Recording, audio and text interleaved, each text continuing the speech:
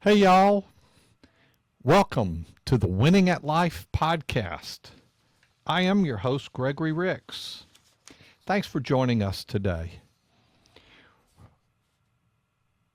To find out a little bit more about me, if you're unfamiliar with the radio show I've been doing on iHeartRadio for over 16 years, you can check that out. Go to gregoryricks.com, our website, and there's a tremendous amount of resources there. And, my basis for doing a financial show, I've been in the financial services industry, my adult life there. As a kid, was really fascinated by compound interest, and I love growing money and seeing it grow and just let it just start growing itself.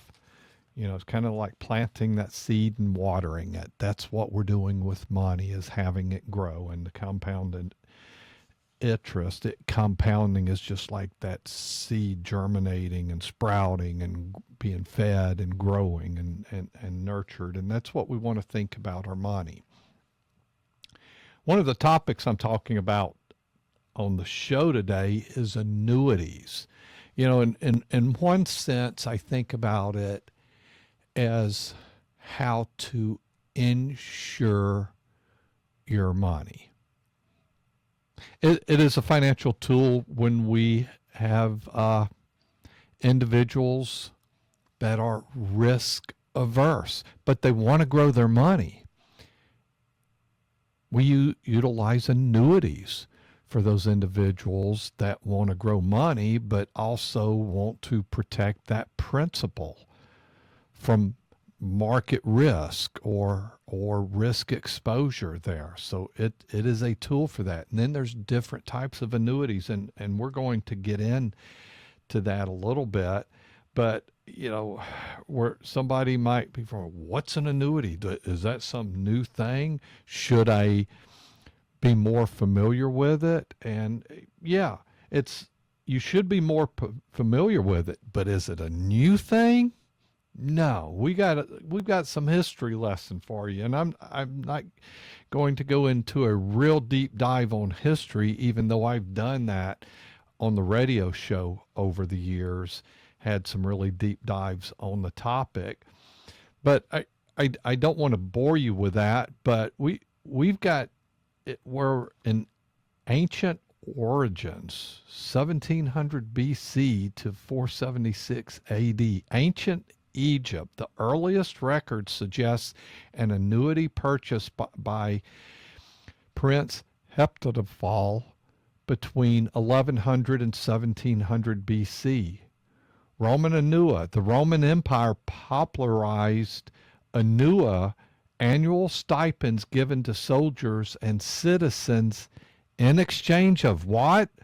A lump sum of money. Instead of giving them a lump sum, they wanted to give them a stipend over time. That's basically annuitization.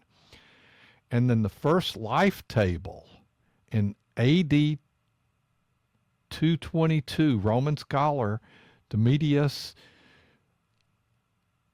Oppianus, I'm horrible with these names. This is like crazy stuff, these names here.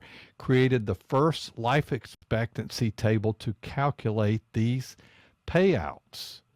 So history goes to a long ways back of how money was exchanged and land was sold and annuitization there. And I'll even give you a topic here that most people are familiar with this fella. Babe Ruth famously used annuities to secure his financial future, investing heavily in them between 1923 and 1929 on advice from his manager to counter his lavish spending. We know Babe Ruth did pretty good.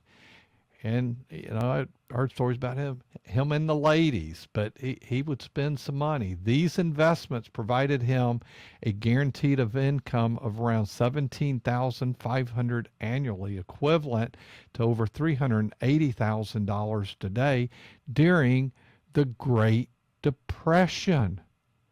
So he wasn't one to put his money in the market. He put it into annuities to guarantee that it would be there. Some details regarding Babe Ruth and annuities include his investment strategy. Starting in 1923, Ruth purchased annuities using his World Series winnings and salary, contributing more than half of his salary annually for several years. Financial security. The annuity payments guaranteed a steady income stream that was protected from the stock market crash of 1929, ensuring he avoided bankruptcy many struggled with during the Great Depression.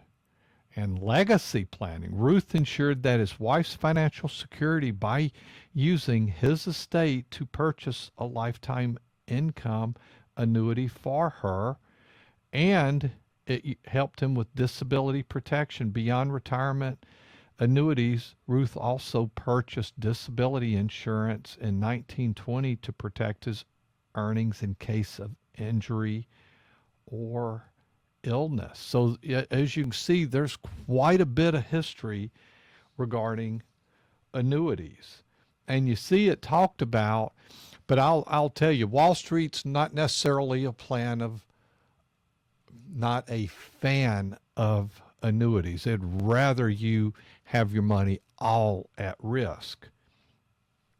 So where we've kind of talked about, once again, I'm going to look at a couple of my notes here. Annuities date back to the Roman times as lifelong income solutions. Annuities historically are used by governments for widows and orphans and for guaranteed income. Evolution through the centuries. And I've given you some stories here of how this has evolved over time. And I think Babe Ruth is always a great story. And one of the neat things about annuities is they grow tax deferred. Even if you're putting non-qualified money in there, and that's well,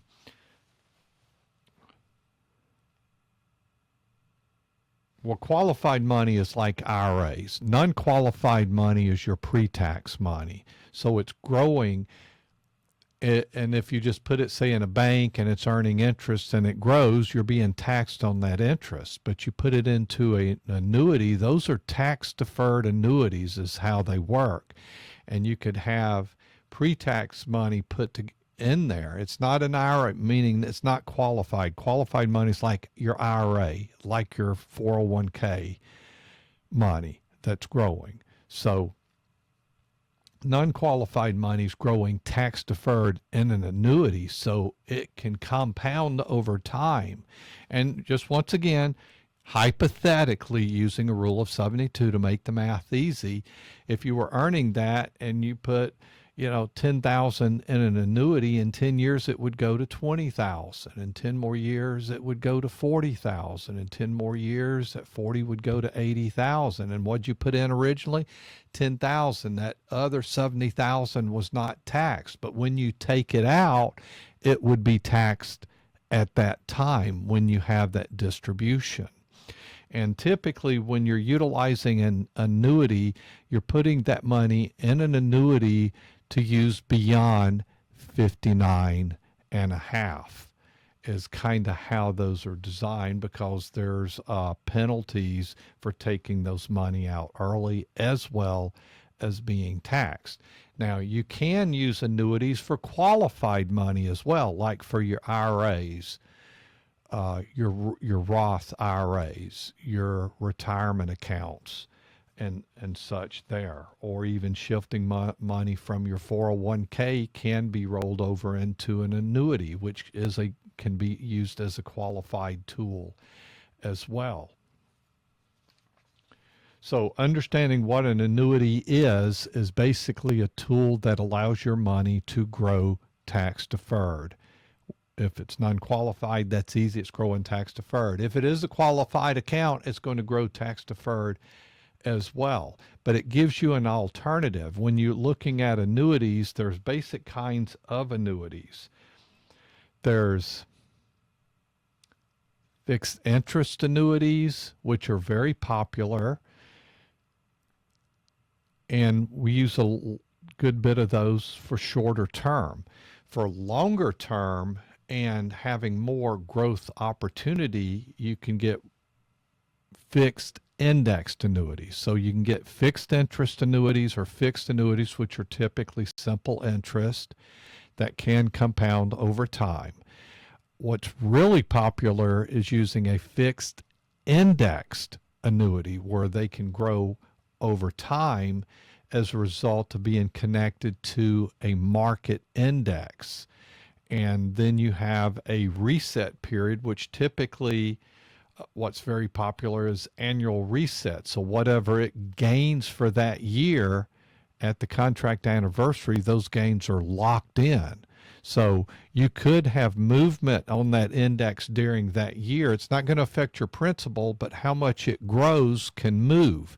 And when it reaches that anniversary on an annual reset, then it locks in those gains. And then you've got that locked in amount with your principal to start and reset the next year. And it can be subject to the index that it's linked to, say, for example, the S&P 500 or the Dow or other various indexes. It is a great tool for doing that. For most people, from what I define as the 50-50 concept, I believe you should have a balanced portfolio where half your money is exposed to market and half of your money is kind of conservative there.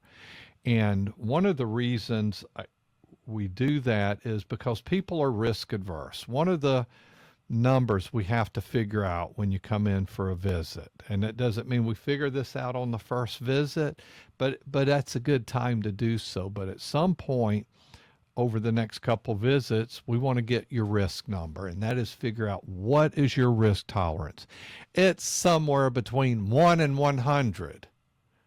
And I just don't, I personally have never met anybody that would score 100, but I think like scoring in the having an 80 or above is a really high risk tolerance. And I think that most people that score that, they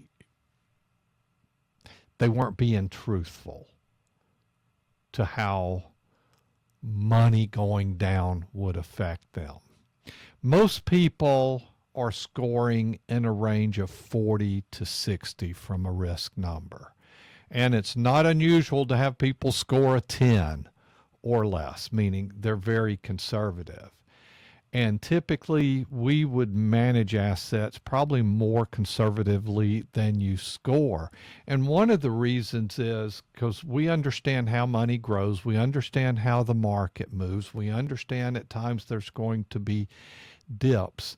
And we also want to manage your money in a way, guide you, coach you in a way that you're not going to make bad decisions along the way that's going to hurt you financially and to make a knee-jerk reaction because the markets are falling. And that's one reason annuities are a great tool for this, where you can connect to the indices and grow money over time, but the money could have, the market could have a 30% collapse, and you know how much your indexed annuity is going to go down to? It's not going to go down further than your locked in position the previous year. You're not going to participate in that market decline. You could have a market decline that your growth for this year is going to be 0, and then the market, then you're reset again of where the index is at the contract anniversary. Then it grows to that, what the market does the next year. So it protects you from the downfall versus where, depending how your investment portfolio is invested, could suffer more risk for a period of time, more downturn where that index doesn't. And that's where I've got a piece here regarding a sequence of return risk where retirees can protect themselves. Got an article here by Robert A. Guy. And he was talking about retirement planning is a multifaceted endeavor that encompasses everything from asset allocation to healthcare costs. One of the often overlooked aspect is sequence of return risk. This is risk that refers to the danger of experiencing negative investment returns early in retirement, which can significantly deplete a retiree's portfolio and potentially derail their long-term financial security. So you can take your market risk and you can absorb it through your 20s, 30s, 40s, and even in your 50s. But at some point prior to retirement, I kind of say this window is you kind of have to start looking at it different. If you kind of say, well, I'm thinking about retiring at 60. At 55, you got to start making adjustments there, because you're reaching a point where how would you like, okay, I'm going to take that market risk. I'm going to stay market invested. And at age 59, you're retiring. At age 59, all of a sudden the market drops 30% and you're planning to retire 30% and you've lost a third of your value. I'm pretty sure you were counting on that for income streaming at that point. See, we don't need that to happen. So all of a sudden you've got to start setting some safeguards. And that's where you got to get to a proper blend of a portfolio. And I kind of say, my preferred is I call it the 50-50 as a guide, is half of the money exposed to risk and half the money risk off. And that could be a 70-30 blend, could be a 60-40, or could be a 50-50 from that. And you could go more conservative, and that's not unusual for clients to do so, but we want to make those adjustments as we go to take risk off the table. And defining here, what is sequence of return risk? And this is affecting in retirement. That's why you have to prepare for retirement so your portfolio's ready to kick out income. But you don't need the account that you're taking income from to be exposed to downside movement of the market. Sequence of return risk stems from the timing of investment returns rather than the average return itself. It primarily affects retirees who depend on their investment portfolios for income. When the market experiences a downturn early in retirement, retirees face the double whammy of withdrawing funds from a shrinking portfolio while simultaneously experiencing losses. Even if the market rebounds in subsequent years, the initial depletion of assets can have lasting repercussions on the sustainability of retirement funds. The impact of sequence of return risk, he goes on to talk about, is the ramifications of sequence of return risk can be profound. A study by the American College of Financial Services found retirees who experience poor market performance early in retirement face a significantly higher risk of running out of money later. The risk is particularly pronounced for those who follow a fixed withdrawal strategy, as they must sell assets at depressed prices to meet their income needs. Moreover, sequence of return risk can force retirees to adjust their lifestyle or spending habits unexpectedly. This can lead to emotional stress and anxiety, undermining the enjoyment of those retirement years. I don't like building a retirement plan where all of a sudden you've got to reduce income in the future. That's not a fun discussion. And actually, I don't ever build retirement plans that way. What we build in is to make sure we are not exposed to sequence of return risk. And we have models that we can take you through and show you what happens historically and how to build a portfolio that protects you from sequence of return risk. And I'll tell you that means we're taking risk off the table. And that's where one reason I'll say a 50-50 portfolio.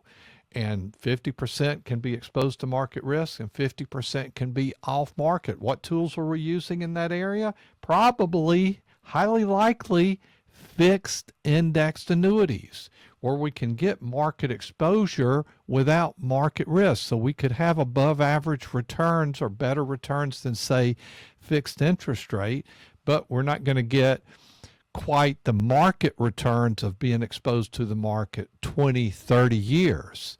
But what you want to have is consistency there and not have negative returns that's depleting your account, because what's happening is you're locking in losses, and we don't want to do that. We want to let the 50% attached to the market, let that run, let that grow.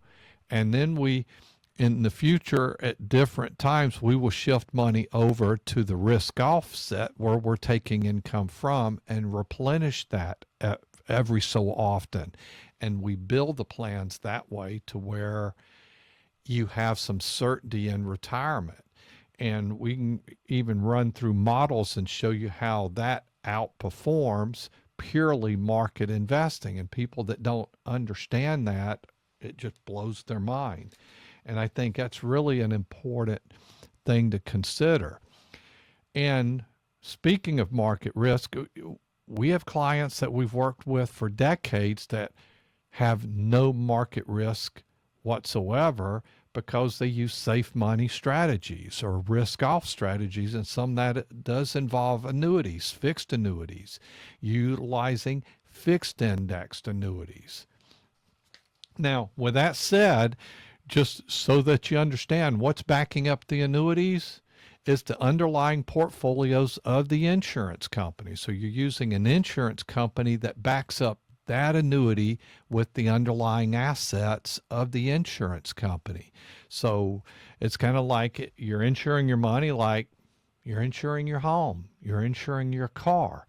So we're taking the risk off, and the insurance company's picking up the risk, versus when you're investing in the market, who's picking up the risk there?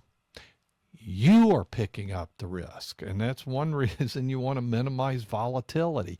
You want to allow that money time to run and cycle through those things where, periods in history when the market goes down 10% or 20%, or the few times that it has dropped 30% or more. Those are opportunities, but those are scary times also.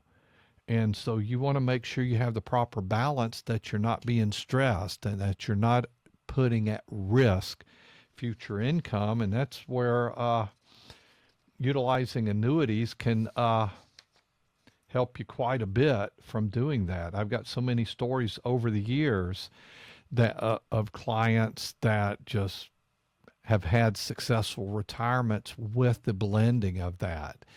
And I was going to tell you a story of one where come in there, we had a review, and she had a blend, and she was about 30% in risk, 70% in annuities. And she was like, Gregory, I like these returns, but I don't want it to go down. And I said, well, that portion's going to go down. Yeah, but I don't want it to.